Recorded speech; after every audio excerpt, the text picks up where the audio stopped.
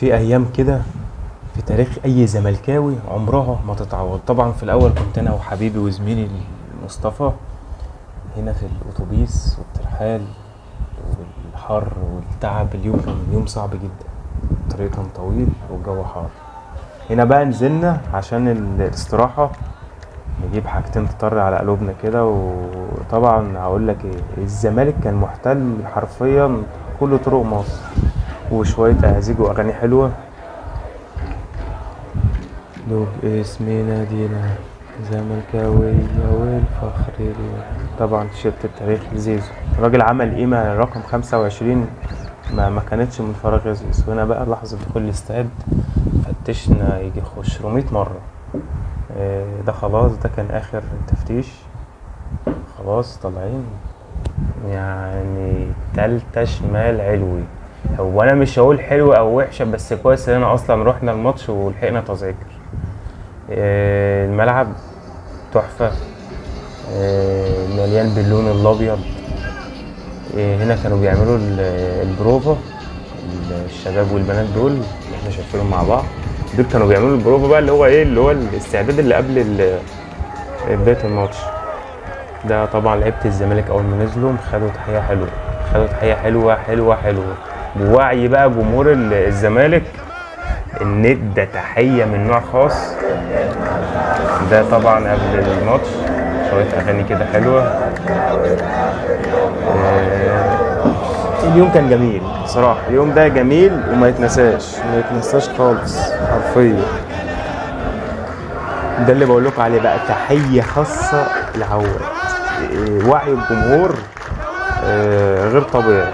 عواد عارفين ان هو يعني يتحمل جون او جونين من الماتش اللي فات، او جون واحد عشان ما نجيش على الراجل، لكن برضه جمهور الزمالك لازم يديله الثقة في نفسه. الصوت ده أول مرة، ده أول نزول لعيبة الزمالك والتسخين خلاص قبل المباراة 15 دقايق. الملك اللعب عاد إليكم. ده لعيبة الزمالك وهي على الشاشة، الكل خد تحية. بس لو جينا بصينا على تحية زيزو، تحية من نوع خاص. خلينا نشوف كده مع بعض.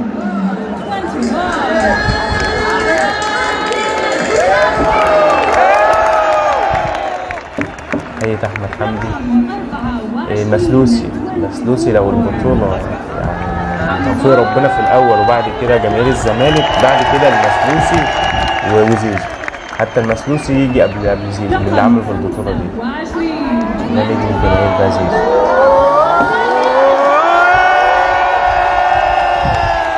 دخلة ومش أي دخلة، كم الإتقان والجمال في الصورة لو قعدت اوصفه لك من هنا المليون سنة مش زي وصف ليه ما انت تكون في الملعب.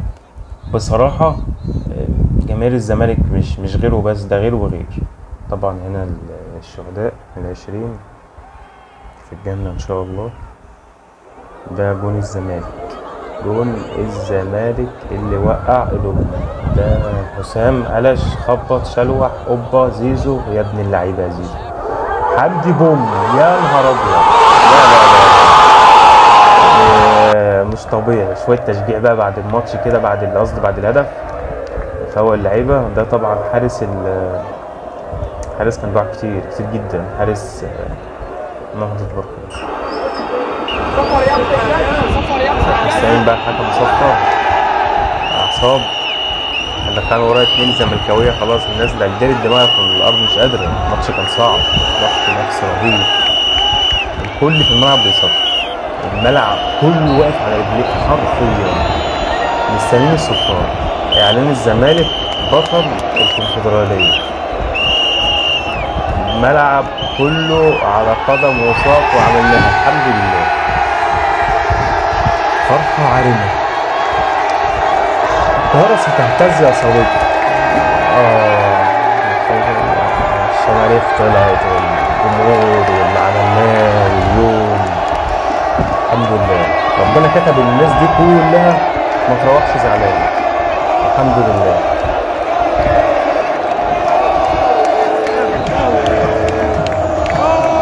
فرحة عارمة، عدد مهول ما شاء الله، عدد مهول.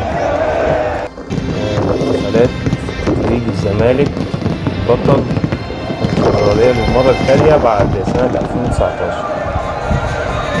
أغاني بقى وحبشتكنات وجمال وجمال.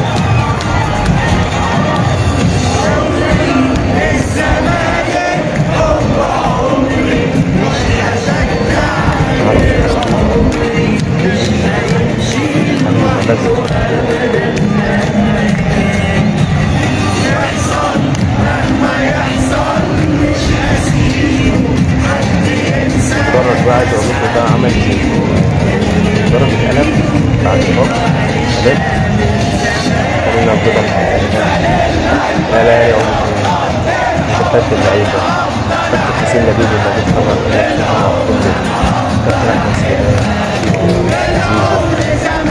الأيام من الأيام اللي لا يعني ما تتنساش حرفيا.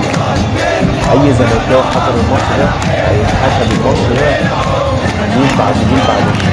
الحمد لله كنا أحد أفراد جماهير الزمالك في الماتش ده، وإن شاء الله ربنا ما يقطع هيضر الماتشات الزمالك الصغيرة والكبيرة. الحمد لله اللي جاب البطولة دي جمهور الزمالك والماتش حتى صلاح. جمهور الزمالك جاب البطولة بصعوبة ما شاء الله. لا بس عايز ازاي بس مصر الظلمات عايزة تيجي تاخد البطولة متنظرة؟ لا مش الكلام ده. انت هنا في حضرة الزمالك الملك بيقرر عدلاته.